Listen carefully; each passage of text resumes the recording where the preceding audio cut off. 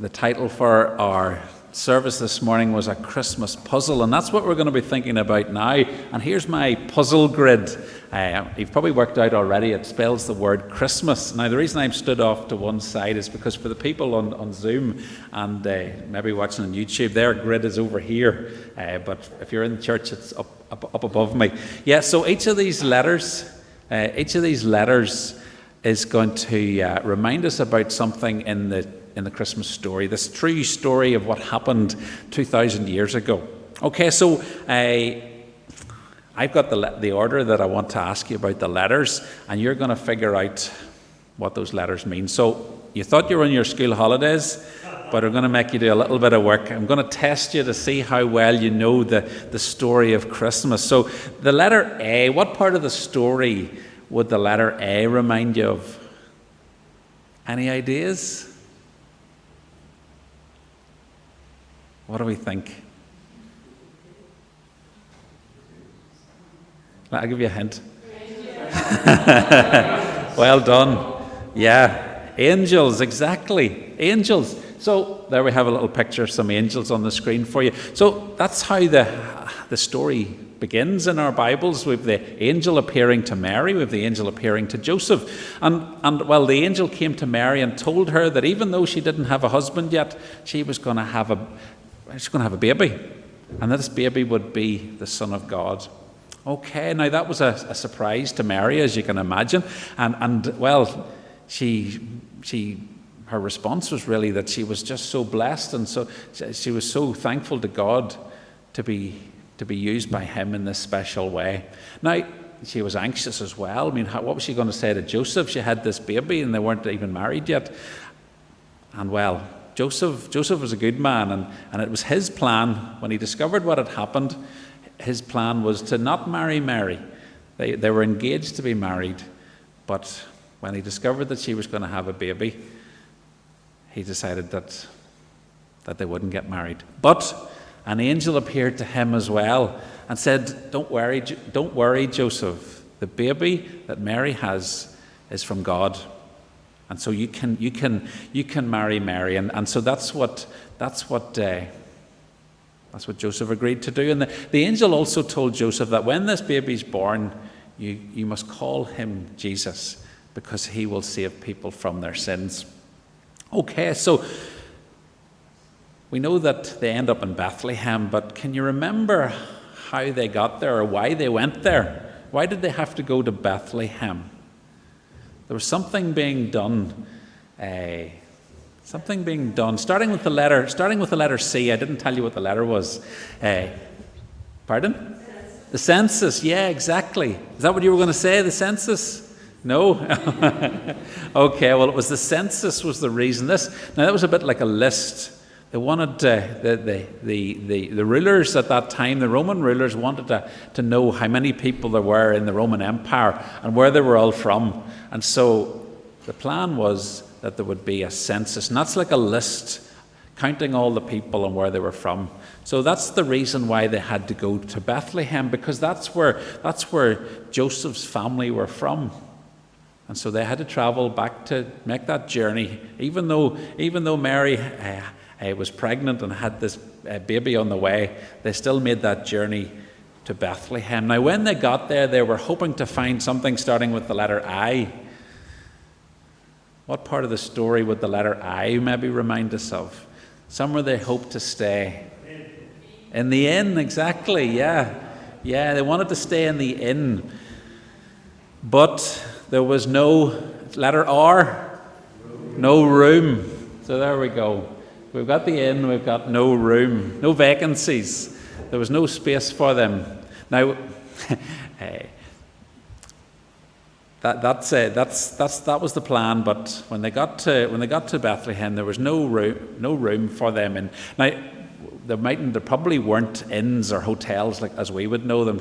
Most family homes of any size would have had like a guest room, and that's what we think it means when it says there was no room in the inn. There was no room in the guest room for their family. I guess other family members had already arrived and were in the guest room, and so they were in with the rest of the family. And at the homes at that time, in the homes at that time, the animals were in a lower part of the house, and well, that's why there were animals in the whole Christmas scene as well. So the Christmas story doesn't mention a stable or an outhouse or anything like that. Okay, so we've got them. They've now got this. They've now arrived in Bethlehem. They're in the. There's no room for them, but they do end up then in the house, and well, that's where Jesus is born. And Jesus, the next letter that we're thinking of is the letter S. Jesus is the Savior. Well done, yeah. Jesus is the Savior that had been promised by God right from the very beginning. All through the Old Testament, we have lots and lots of promises that God gave, that he would send a Savior. And the reason we need a Savior is because of our sin. We've all done and said things which are wrong. We've all told lies. We've all got angry. We all need to be forgiven. We've all done things which are sinful, and that's why we need a Savior. And that's why God sent Jesus, his own Son, into the world to be our Savior. And this was good news that people needed to hear about. So who were the first people, another S, the first people to hear this good news? Yeah, the shepherds, yeah, well done, exactly. The shepherds were the first ones that God sent this wonderful, amazing message to. And that's what our reading was about a few moments ago that Patricia read for us. So the shepherds heard that Jesus, God the Son, had been born into the world, and the angel told them that if they went to Bethlehem, they would find this baby lying in a manger, which is like a feeding trough that the animals would use. They would find Jesus lying in this manger, wrapped in strips of cloth. It's hard to say, and that would be the sign to them. And that's exactly what happened. They travelled down from the hillside into Bethlehem, and they found Jesus lying in a manger, wrapped in strips of cloth.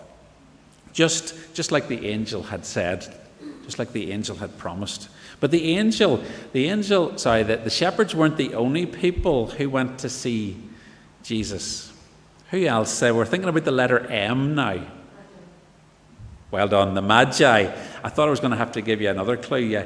I was going to say maybe WM would be the phrase that we would know, the wise men. We would know them more often as the wise men, or sometimes you might hear them described as kings, but there's nothing in the Bible tells us that they were kings, except that they brought very expensive gifts. So we think they might have been quite wealthy.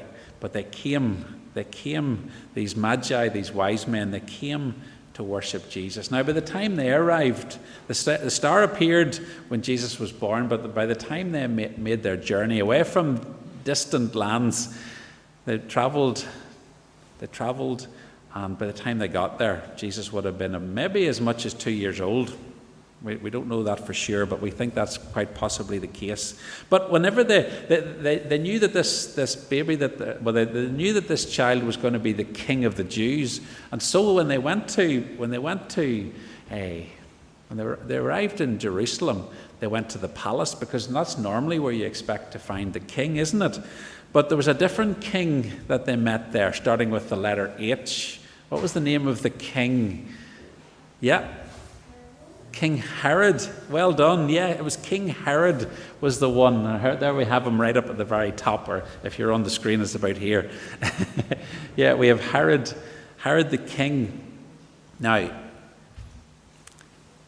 whenever the wise men, these Magi, arrive, they ask the king where the king of the Jews has been born. Now, he doesn't know, so he asks the religious leaders at that time, and they're able to tell him that it's in Bethlehem.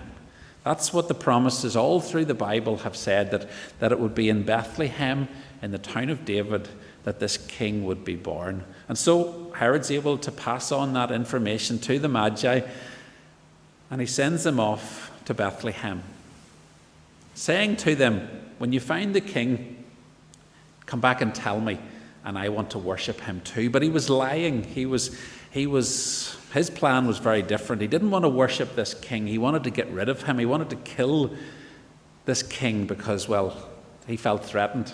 He was the king, and he didn't like the thought of another king on the scene.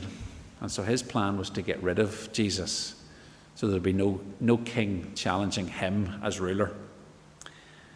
But that's not what happened. The wise men, they're warned not to go back to Herod. And, well, they arrive in Bethlehem, and they bring, there's only one letter left, it's the letter T. They bring to Jesus something beginning with the letter T. Okay, now we know them as gifts, but they were expensive gifts. Another name for something expensive would be treasure. Yeah, they brought their treasures. Yeah, exactly. So there we have the frankincense, the gold, the frankincense, and the myrrh. And those gifts, if we had time, we'd think about what all of them mean. But briefly, the gold was to represent that Jesus is a king. And the frankincense, well, that was burned in the temple as an offering to God.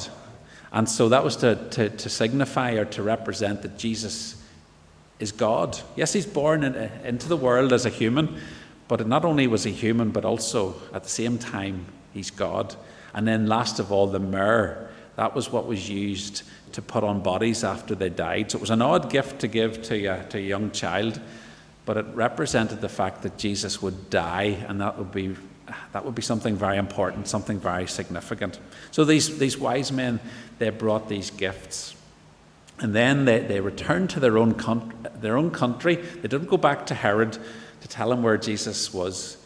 And, well, sadly, Herod does kill a lot of babies. It's a sad part of the Christmas story that we don't often think about.